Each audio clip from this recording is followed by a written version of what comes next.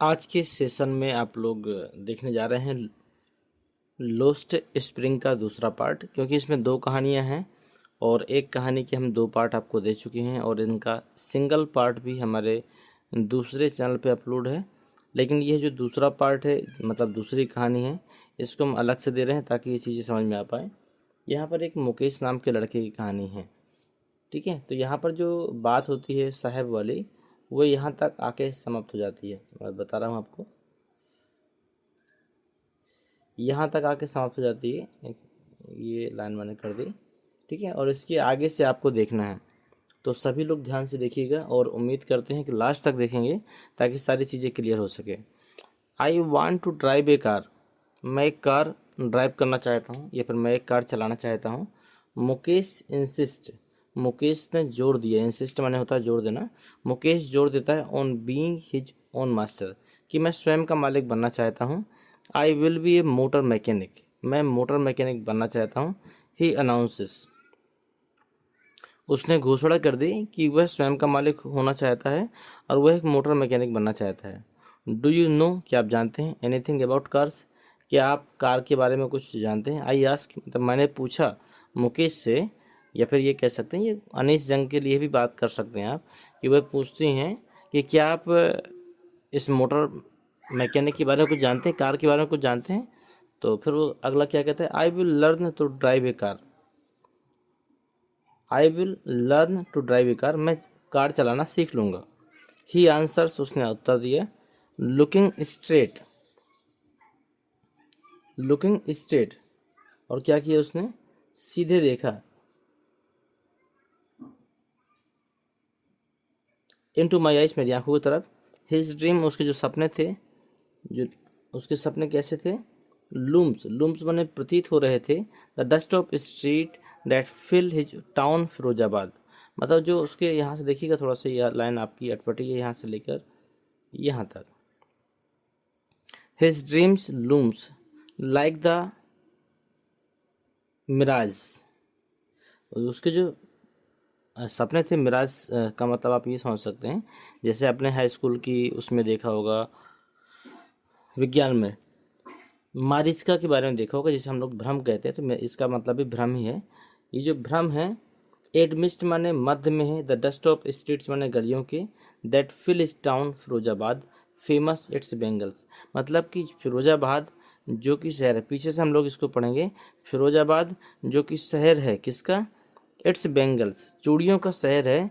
तो जो इस लड़के के सपने हैं, वो ऐसा लगता है कि इस लड़के के सपने इस धूल में मिटते हुए प्रतीत हो रहे हैं।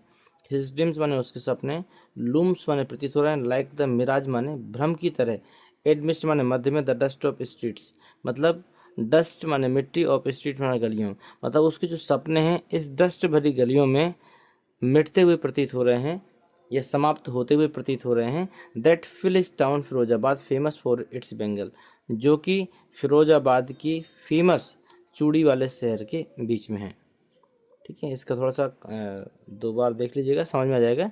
एवरी अदर फैमिली, प्रत्येक अन्य परिवार, इन फिरोजाबाद माने फिरोजाबाद में, इज एंगेज्ड माने जुड़ा हुआ है, इन मेकिंग बेंगल्स, चूड़ी बनाने में जुड़ा हुआ है। It is the centre of India's glass blowing industry, ये जो भारत की कहा जाए तो सबसे बड़ी कांच उद्योग फैक्ट्री है, मतलब जहाँ पर चूड़ियों का काम होता है और अन्य कांच के पॉट बनाए जाते हैं, बर्तन, खूबसूरत खूबसूरत गुलदस्ते बनाए जाते हैं, मतलब कांच की सारी कारीगरी के जो काम है, उसकी सबसे बड़ी इंडस्ट्री जो है अपने भारत की, वो आपकी फिरोजाबाद में ही मानी जाती है। Where families have spent generation, जहाँ पर परिवारों ने स्पेंट माने खर्च कर दिए, जनरेशन माने पीढ़ियाँ, वर्किंग अराउंड फर्नेस माने उस भट्टियों की आग इर्द गिर्द में अपनी पूरी पीढ़ियों को समाप्त कर दिया है, ठीक है, ये खर्च कर दिया है। इस लाइन का अर्थ अब ये भी कह सकते हैं कि इन भट्टियों के आसपास, ये इन भट्टियों पर काम करते करते उनकी कई पीढ़ियां गुजर चुकी हैं। वेल्डिंग ग्लास, कांच को जोड़ते हुए, मेकिंग बेंगल्स, चूड़ियों को बनाते हुए, फॉर ऑल द वोमेन, और सभी महिलाएं, in the land it seems, वहाँ पर जो जितनी भी महिलाएं हैं, मतलब ये कह सकता है वोमेन इन द लैंड, मतलब जो धरती पर जितनी भी महिलाएं हैं, इट सीम्स, ऐसा प्रतीत होता है कि उन सभी के लिए जो बेंगल्स का काम है, जो चूड़ियों का काम है वो सारा काम आपका यहाँ पर हो रहा है। मुकेश फैमिली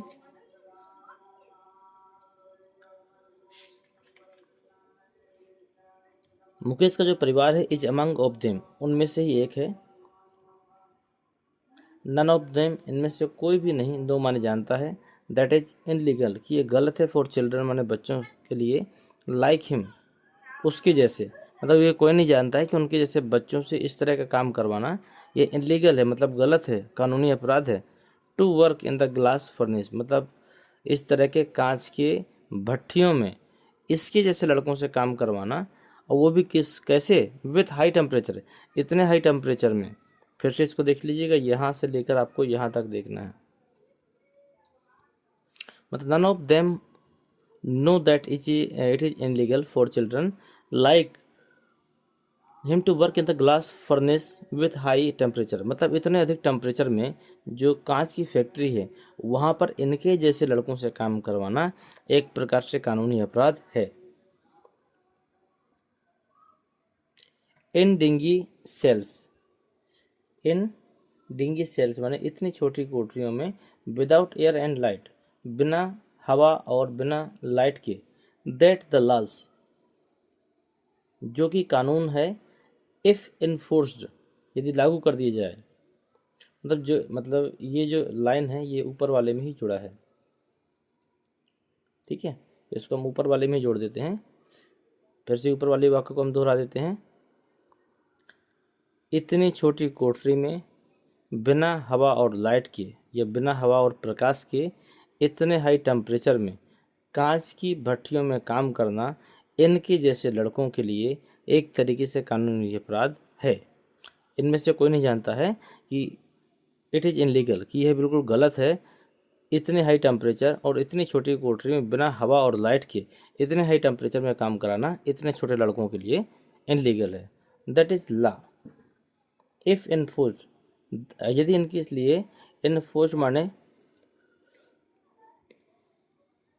लागू कर दिया जाए, ला माने कानून को, यदि इसके लिए कानून को लागू कर दिया जाए तो कुड गेट हिम, तो छुटकारा मिल जाएगा उनको। And all those 20,000 children out of the hot furnace, लगभग 20,000 जो लोग हैं, फिर से ध्यान दीजिएगा, if enforcement could get him, यदि इनके लिए कोई कानून निकाल दिया जाए, गेट हिम माने निकाल दिया जाए, and all those 20,000 children out of the hot furnace, तो लगभग 20,000 बच्चों को इस गर्म भट्टी से बचाया जा सकता है या फिर बाहर निकाला जा सकता है। वेयर दे स्लोग, जहाँ पर ये कठिन परिश्रम करते हैं, देयर डे लाइट, दिन के घंटों में, डे लाइट आवर माने दिन के घंटों में ये कठिन परिश्रम करते हैं। और फिर माने प्रायः, लूजिंग माने खो देते हैं, द ब्राइटनेस माने रोशनी को, ऑफ दियर आइस माने अपनी आँखों की, और ध्यान से देखिएगा, और फिर माने प्रायः लूजिंग खो देते हैं, द ब्राइटनेस माने चमक, ऑफ दियर आइस माने अपनी आँखों की। मुकेश आइस भीम, मुकेश की आंखों में क्या हो जाती है, चमक आ जाती है। एज माने जैसे ही volunteers to take me home, जैसे वो मुझे घर ले जाने के लिए इंसिस्ट करता है, मतलब घर ले जाने के लिए मुझे कहता है, तो उसकी आंखों में क्या हो जाती है, चमक आ जाती है। जैसे हम किसी व्यक्ति को निमंत्रण के लिए कहें कि नहीं आपको हमारे यहाँ चलना पड़ेगा, और वो अगर राजी हो जाता है तो वहाँ पर अपने को बहुत खुशी होता है। तो मुझे घर ले जाने के लिए उसकी आंखों में एक चमक सी आ जाती है। और फिर वो क्या कहता है मालूम है,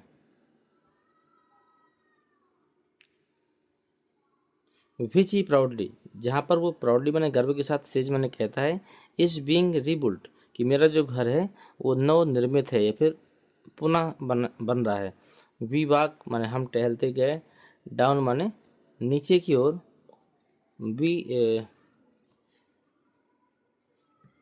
वी वॉक डाउन माने हम गुजरते गए या टहलते गए, स्ट्रिंकिंग माने बदबूदार, लेंस माने गलियों में, चोक्ड माने जो भरी पड़ी थी, विथ गार्बेज माने कूड़े कचड़ों से, पास्ट होम ये पिछड़े हुए घर, दैट रिमेन जिसमें बचे हुए थे क्या, होबिल्स माने झोपड़ियाँ, विथ क्रम्बलिंग वॉल्स जिसकी दीवारें ढह रही थी, ठीक है। यह क्रम्बलिंग माने कांपता भी कह सकते हो, या फिर कह सकते हो ढह रही थी।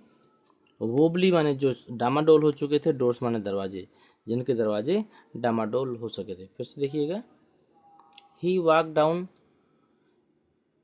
स्टिंकलिंग लेंस, तब वो बदबूदार गलियों से गुजर रहे थे। चोक्ड माने जो भरी हुई थी, विद गार्बेज माने कूड़ों से। पास्ट होम, ये जो पिछड़े हुए घर थे। दैट रिमेन हुवेल्स, ये जो झोपड़ियाँ थीं। विथ क्रम्बलिंग वॉल्स, इनकी दीवारें कांप रही थीं, या फिर कह सकते हो ढह रही थीं। वोबली डोर्स, और इसके डामाडोल जो दरवाजे थे। नो विंडोज, इनमें कोई विंडोज़ नहीं थी, खिड़कियाँ नहीं थीं। Crowded with families of humans, इनके अंतर्गत क्या क्या था। क्राउडेड माने भीड़ थी। विथ फैमिलीज, इनके अंदर मतलब उन जो घर थे। फिर से ध्यान दीजिएगा, हो सकता है ये चीज़ आपको समझ में ना आ रही हो, कि हम ऐसी जगह से गुजर रहे थे जहाँ पर स्टिंगलिंग लेंस मतलब बदबूदार रास्ते थे, गलियाँ थीं। चोक्ड विथ गार्बेज, जो कूड़े कचड़े के जो ढेर थे, चौक माने भरे हुए थे। पास्ट होम, जो पिछड़े हुए घर थे। दैट रिमेन होबल्स, जहाँ की जो झोपड़ियाँ थी। विथ क्रम्बलिंग वॉल्स, जिस पर क्रम्बलिंग माने ढह रही थी, या फिर जो काँप रही थी, ऐसा भी कह सकते हैं। क्रम्बलिंग का आप यही अर्थ निकाल सकते हैं। क्रम्बलिंग में ढहती हुई भी कह सकते हो, मतलब गिरती हुई या कांपती हुई, यही है। वोबली डोर्स, जिसके दरवाजे डामाडोल थे, जिनमें कोई खिड़कियां नहीं थी। क्राउडेड माने ये घर भरे हुए थे। विथ फैमिलीज माने परिवारों से। ऑफ ह्यूमन एंड एनिमल, ये जो घर थे ये इंसानों से और जानवरों से भरे हुए थे। मतलब पहले की अगर आप घर देखो, अभी की बात नहीं कर रहे हैं, अब तो जानवरों के लिए अलग व्यवस्थाएं की जाती हैं। बहुत समय पहले जो आदिवासी लोग होते थे, वो खुद के रहने की और जानवरों के रहने की लगभग एक ही जगह रखते थे। एक ही जगह सब लोग रहते थे, और बाहर से वो लोग दरवाज़ों को बंद कर लिया जाता था। मतलब एक परिवार के सदस्यों की तरह ही जानवर और मनुष्यों को एक जगह रखा जाता था। हो सकता है कि मनुष्य मनुष्य जो होते थे वो जानवरों के अगल बगल सोते हों, मतलब भले ही चारपाई डाल के सोते हों, लेकिन पास में सोते हों। इस प्रकार घर के अंदर ही सारी व्यवस्था होती थी। अब तो क्या है, जानवरों के लिए अलग कमरे होते हैं, इंसानों के लिए अलग होते हैं, लेकिन पहले ऐसा नहीं होता था। अब तो मैं बता दूं, पहले तो इतना प्रेम था लोगों में कि लोग और जानवर, अब चाहे प्रेम कह लीजिए चाहे पिछड़ापन समझ लीजिए, पहले इतना प्रेम था या पिछड़ापन था कि लोग और जानवरों में कोई फ़र्क नहीं था, सभी लोग एक साथ रहते थे।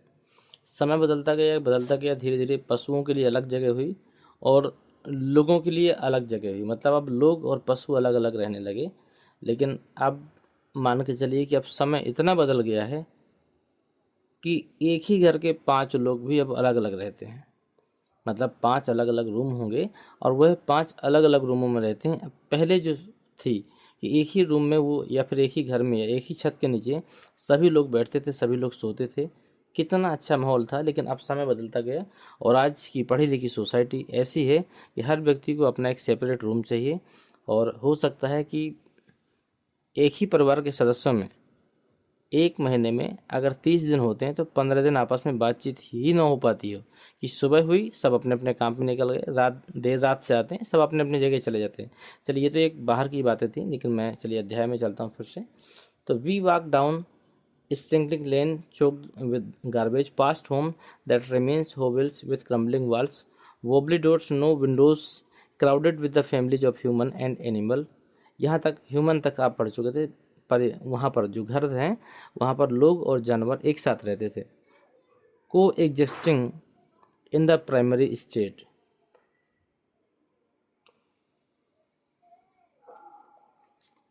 प्रिमेवल स्टेट लिखा हुआ है।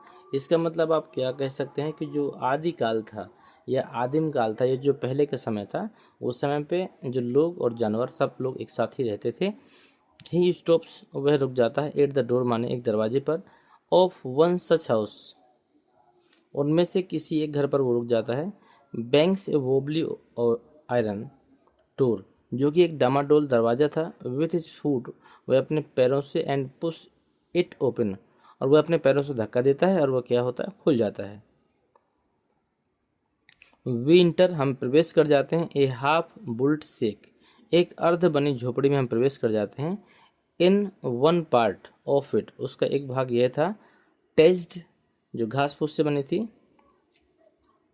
या फिर कह सकते हैं छप्पर से बनी थी, टेज्ड माने छप्पर कह सकते हैं, छप्पर था, विथ डेड ग्रास मरी हुई घास, तो ये कह सकते हैं घास फूस का छप्पर बना हुआ था।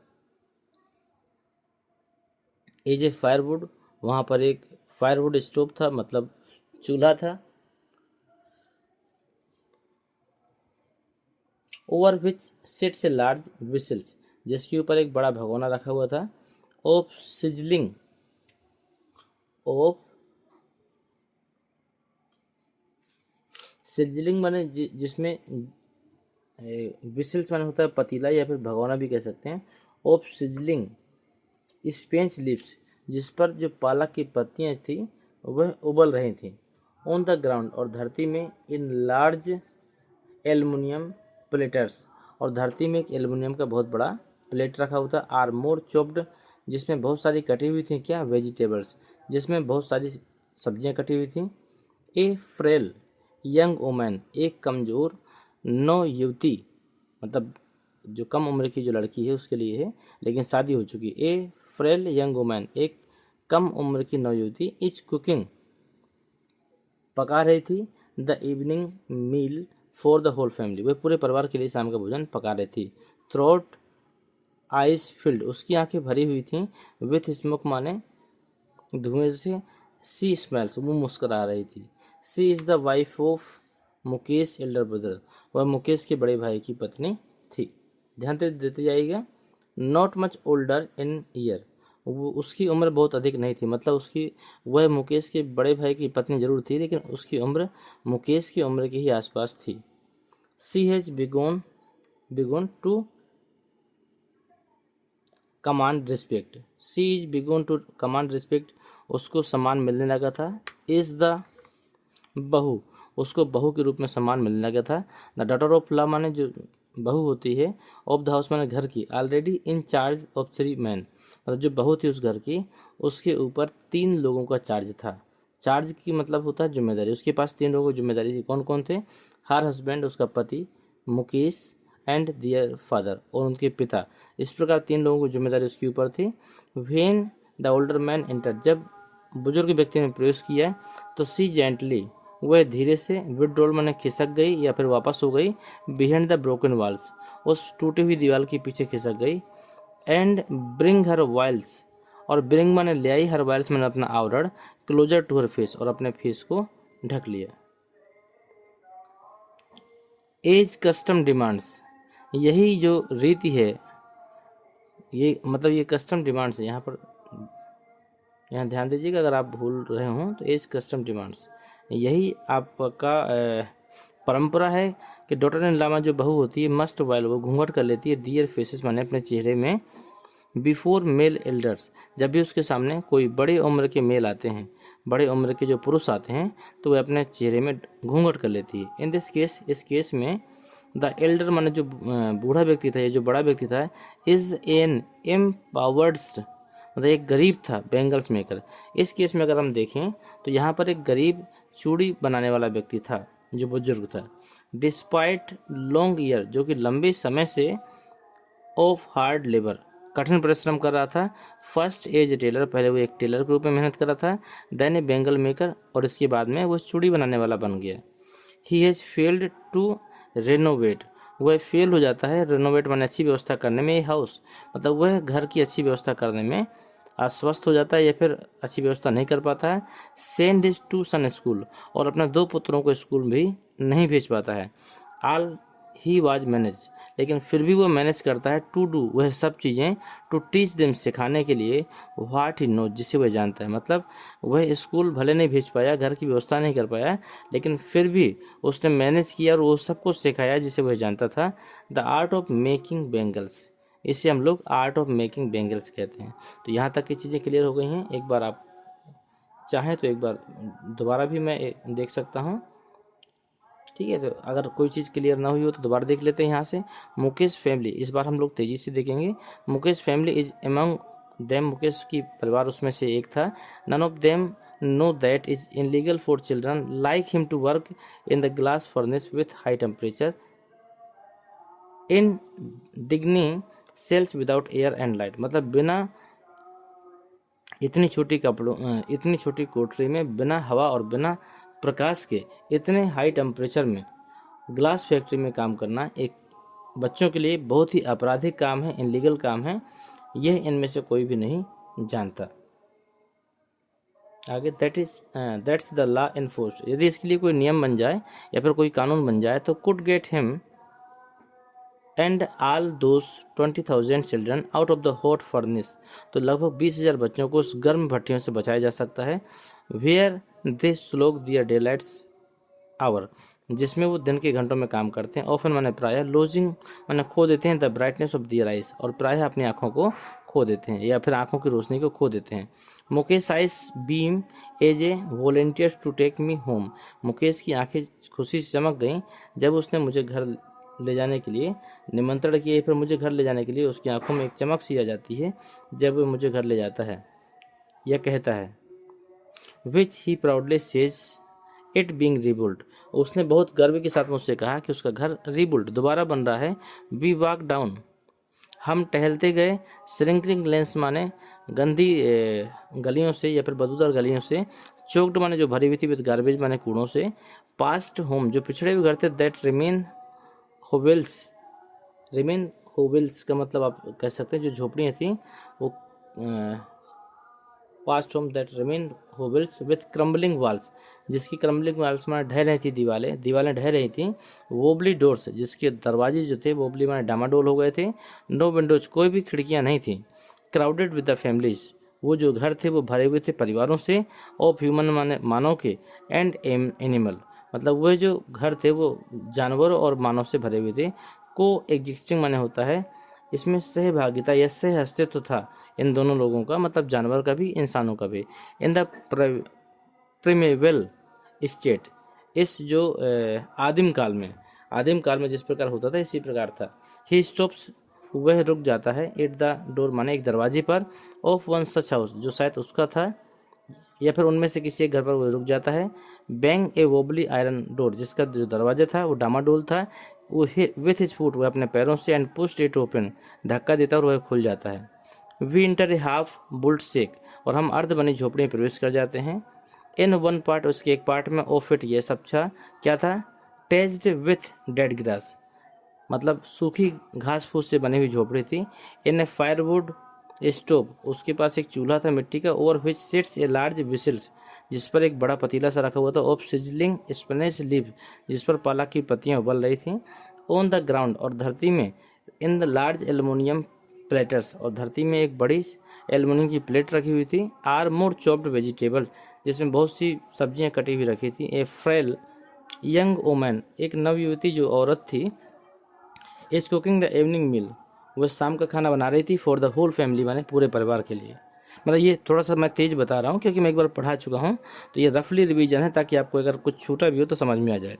मीनिंग में इसके पहले बता ही चुका हूँ, अगर फिर भी कुछ नहीं समझ में आया है तो आप दोबारा पूछ सकते हैं।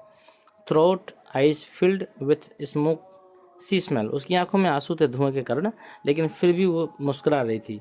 सी is the wife of Mukesh elder brother, वह मुकेश के बड़े भाई की पत्नी थी। Not much older in year, जो कि मुकेश से कुछ ज़्यादा उम्र की नहीं थी। She has begun to command respect as a bahu, लेकिन उसको एक बहू के रूप में सम्मान मिलने लगा था। The daughter in law of the house, उस घर में जो डॉटर ने बहू के रूप में वो थी। Already in charge of 3 man, उसके ऊपर 3 लोगों की जिम्मेदारी थी। हर हस्बैंड, अपने पति की, मुकेश की, एंड दियर फादर माने उसके पिता की। When the Elder man enters, जब एक बूढ़ा आदमी प्रवेश करता है या फिर बड़ा आदमी प्रवेश करता है तो सी जेंटली विड्रोज, वो खिसक लेती है या फिर सरक जाती है। बिहाइंड द ब्रोकन वॉल्स, टूटी दीवार के पीछे। And brings her veil closer to her face, और अपने चेहरे के ऊपर घूंघट को लाकर अपने फेस को बंद कर देती है। एज कस्टम डिमांड्स, यही हमारी रीति रिवाज भी है, परंपरा भी है कि डॉटर इन लॉ में जो बहुएं होती हैं मस्ट वाइल घूंघट कर लेती हैं। दियर फेसेस माने अपने चेहरों में। बिफोर मेल एल्डर्स, किसी भी बड़े मेल मतलब बड़े पुरुष के सामने, अपने से अधिक उम्र के पुरुष के सामने वो घूंघट कर लेती हैं। इन दिस केस में, इस केस में द एल्डर जो बूढ़ा व्यक्ति था या फिर बड़ा व्यक्ति था, इन एन एम्पावर्ड, जो था एक गरीब बेंगल मेकर, एक गरीब चूड़ी बनाने वाला था। Despite long year of hard labour, उसने एक लंबे समय तक कठिन परिश्रम किया। फर्स्ट एज ए टेलर, पहले वो टेलर था। देन ए बेंगल मेकर, तब ये एक बेंगल मेकर बना, चूड़ी बनाने वाला बना। He has failed to renovate a house, लेकिन वह एक अपने घर को रेनोवेट करने में, दोबारा बनाने में या फिर उस घर को सजाने में असमर्थ रहा। Send his two sons to school, और अपने 2 पुत्रों को स्कूल भेजने में भी असमर्थ रहा। All he has managed to do it teach them, लेकिन फिर भी उसने उनको मैनेज किया, टू डू इट टीच, और उनको सिखाया व्हाट ही नोज, जो कोई जानता था। मतलब वह ये सब तो नहीं कर पाया, मैनेज तो नहीं कर पाया, घर नहीं बनवा पाया, लेकिन फिर भी उसने अपने अंदर जो भी ज्ञान रखा था उन सब ज्ञान को उन बच्चों को देने का भरपूर प्रयास किया। उसके पास ज्ञान किस चीज़ का था? The art of making bangles, जो चूड़ियाँ बनाने वाला जो गुण था, वह गुण उसने अपने बच्चों को देने का प्रयास किया। तो बस आज के लिए बस इतना ही। इट इज़ हिज कर्म, यही उसका कर्म है। ये जो लाइन है इसको हम अगले पार्ट में देखेंगे, तो आप बिल्कुल देखना ना भूलिएगा इसको। इसी के साथ हम इस वीडियो को समाप्त करते हैं। मिलते हैं आपसे अगले वीडियो में।